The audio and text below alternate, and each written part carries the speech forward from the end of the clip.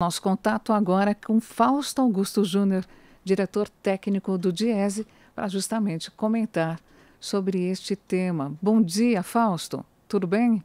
Bom dia, Débora. Bom dia a todos. Fausto, a gente está tratando, assim, eu fiz uma aritmética muito básica. A gente está tratando de modificar aí um benefício que hoje é voltado a 20 milhões de trabalhadores para beneficiar 14,6 milhões de brasileiros e famílias de baixa renda. É uma troca, assim, eu sei que é uma troca muito simples, né, uma aritmética muito simples, mas qual é essa política?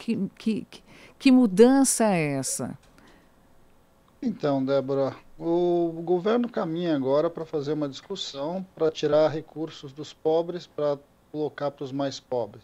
Essa era uma afirmação que o atual presidente havia feito, dito que não ia nunca fazer esse movimento, e agora cada vez mais essa discussão volta e ela ganha outras proporções. O governo já percebeu que ampliar, manter o abono emergencial e a partir dele criar um novo programa social para se contrapor à história do Bolsa Família, de alguma forma é estratégico para o seu projeto eleitoral. Vamos lembrar que ano que vem é ano de eleição. O governo busca, de alguma forma, manter ou reduzir, pelo menos, as perdas que ele sentiu em relação à sua popularidade por conta da pandemia. E vamos lembrar que nesse fim de semana o Brasil atingiu a tragédia marca de 500 mil pessoas mortas. Né? Nunca se morreu tanto por um mesmo motivo num tão pouco tempo. E, de alguma forma, o atual governo paga o preço pelas suas escolhas em relação à pandemia. Ele constrói, de alguma forma, então, uma discussão que, primeiro, quer tirar foco sobre essa questão da pandemia de um lado, de outro, é buscar elementos aí para tentar aumentar a sua popularidade. E aí passar por uma rediscussão do Bolsa Família, para eles é fundamental. O problema é que a atual política econômica que o atual governo coloca é uma política que, de alguma forma, busca ampliar a concentração de renda no Brasil, manter recursos na mão dos mais ricos e retirar cada vez mais recursos dos mais pobres. Então, como é que dá para fechar essa conta toda a partir do que está colocado aí?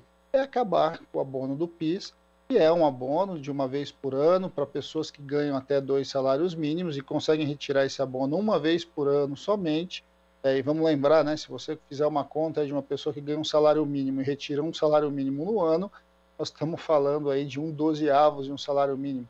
Alguma coisa perto de R$ 100 por mês para quem ganha até 2.000 e poucos reais. E aí, na outra ponta, para tentar pegar este recurso e alocar esse recurso para um conjunto de pessoas que recebem um Bolsa Família. Não há clareza muito aí do que o atual governo quer fazer, o que se indica, ele quer aumentar para cerca de R$ 300 o Bolsa Família, incluir um programa vinculado aí aos estudantes e algum programa em relação a trabalho, emprego, alguma coisa assim.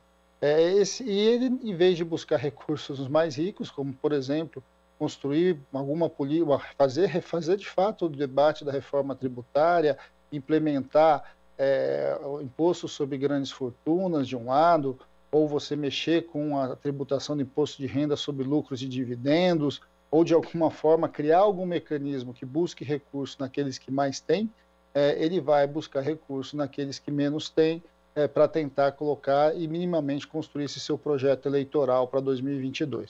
Então, o que a gente está vendo nada mais é do que, de alguma forma, a continuidade e a explicitação de um projeto de governo que, no fundo, busca aumentar a concentração de renda e ampliar a desigualdade no Brasil. Fausto, na prática o governo conseguiria criar um novo programa social com o valor médio aí desse benefício de R$ 300 sem se preocupar com as regras fiscais? É isso, né? A questão toda é como aumentar, de alguma forma, o programa social sem você precisar tirar recursos novos do orçamento, né? Sem criar novos recursos no caixa. É basicamente uma brincadeira ali de tirar recursos de um lado para outro, sem mudar sua base de arrecadação. Isso, de um lado, tem a ver, óbvio, com a discussão que já começa lá com a PEC do teto, lá de 2017, mas principalmente com a atual visão. É uma visão que, insisto, né, eles não querem, de fato, fazer o debate estrutural, muito pelo contrário, na verdade, o que se busca é ampliar minimamente, como se pensa, a concentração de renda. Projeto social para o atual governo é como se fosse algo vinculado a uma ideia de caridade e muito menos uma ideia de direito social. A ideia do Bolsa Família, para eles, passa desse jeito. Por isso, inclusive, a mudança, a ideia de mudar o nome. Vamos lembrar que o Bolsa Família ele é uma reconstituição de um conjunto de programas sociais que vinha do governo Fernando Henrique. Vamos lembrar que era o Vale Gás, o Bolsa Escola e etc., a sua reformulação enquanto direito social, e essa sua reformulação enquanto direito social ampliou a sua base de atendimento por meio da Lei de Assistência Social. Ou seja, você chega na ponta por meio dos municípios, por meio de toda a discussão da assistência social no Brasil como um direito, para aqueles que mais precisam, para tirá-los de uma condição de miserabilidade e minimamente reintroduzi-los aí no processo de desenvolvimento econômico e social do Brasil. O que o governo, de alguma forma, quer, e ele percebeu isso a partir da pandemia com o auxílio emergencial, é que é preciso repensar os programas e caminhar para alguma coisa diferente. Nós, historicamente, defendemos, e nós, eu digo a esquerda em geral, é importante você criar a ideia de uma renda básica de cidadania, em que você constituísse minimamente uma base mínima de recursos para que as famílias mais pobres, e as famílias mais pobres no Brasil, vamos lembrar que no caso do auxílio emergencial apareceu acima de 60 milhões de brasileiros, elas de alguma forma tivessem uma base econômica que as possibilitasse ter o mínimo para a sua garantia de segurança alimentar. A partir disso, cada família buscaria a sua melhor condição de vida. A ideia de uma renda básica de cidadania passa por você enfrentar a questão da desigualdade no Brasil. Ou seja, você vai ter que criar o imposto, criar um mecanismo que retire recursos dos mais ricos, de alguma forma, que arrecade recursos daqueles que mais têm. Por isso a disputa pelo imposto sobre grandes fortunas, por uma taxação do imposto de renda mais justa, e que você taxe lucros e dividendos, que é uma forma que hoje, em especial os mais ricos, se utilizam para fugir da tabela do imposto de renda. A partir de uma nova constituição do imposto sobre a renda, você conseguiria arrecadar recursos para efetivar uma renda a um conjunto muito maior de pessoas, de alguma forma buscando esse colchão social. O governo se recusa a fazer o debate sobre imposto sobre grande fortuna, taxação ali dos mais ricos, dos milionários, e em nome disso ele vai tentar buscar recursos ali, principalmente nos programas sociais existentes, os diversos programas sociais existentes, e, por outro lado, na redução dos direitos no Brasil.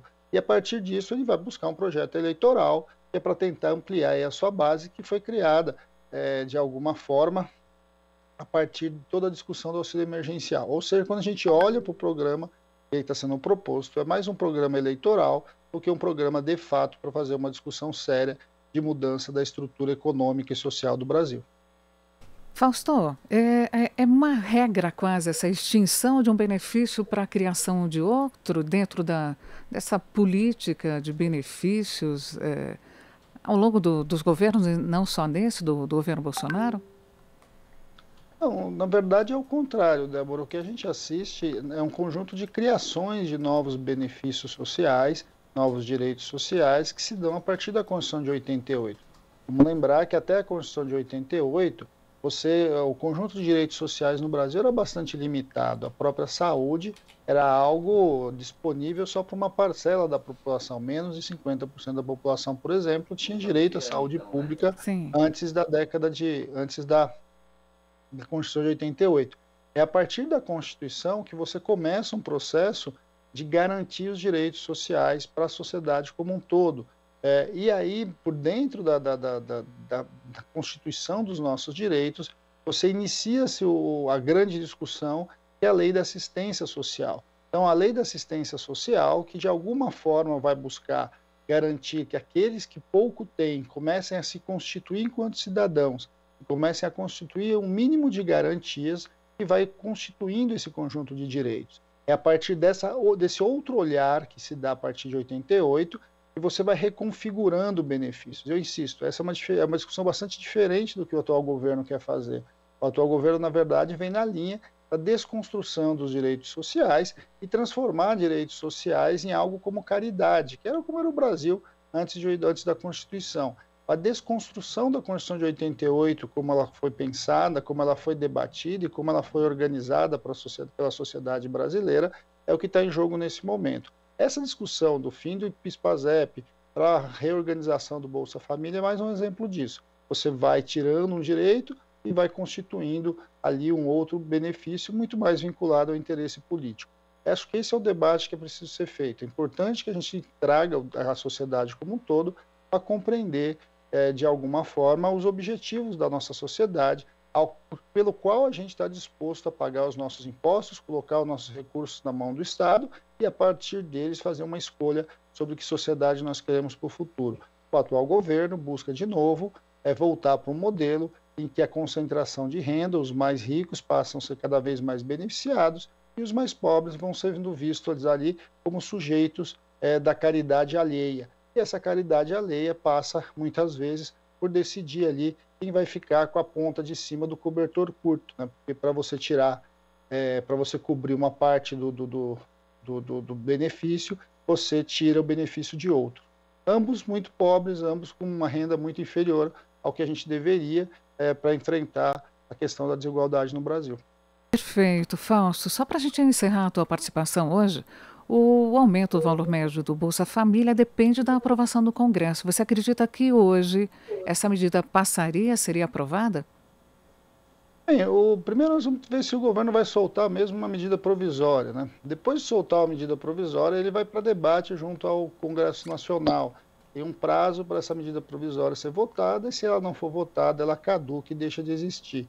Bem, o Congresso Nacional hoje é uma incógnita, né, para saber para onde as coisas caminham, em especial nesse debate, uma vez que a atual liderança ali do Congresso Nacional tem caminhado em colocar as pautas do atual governo em discussão.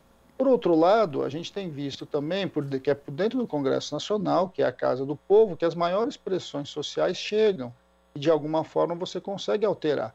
Vamos lembrar das mudanças do próprio auxílio emergencial, que o governo, por exemplo, insiste em não colocar para votar.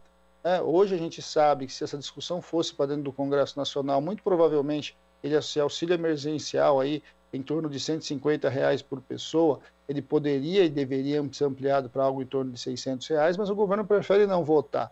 E a Casa não coloca isso em discussão. Então nós não sabemos de fato para onde vai avançar. De um lado, a gente tem certamente uma discussão importante, que o Congresso Nacional é o espaço hoje de disputa da sociedade brasileira, da cidadania brasileira, mas, por outro lado, a gente sabe que os grandes acordos do Centrão, de alguma forma, acabam colocando a pauta do interesse do governo em primeiro lugar ali dentro do Congresso.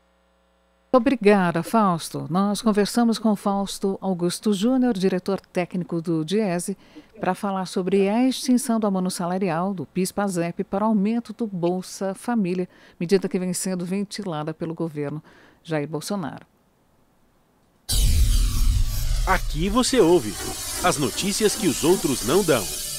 Jornal Brasil Atual.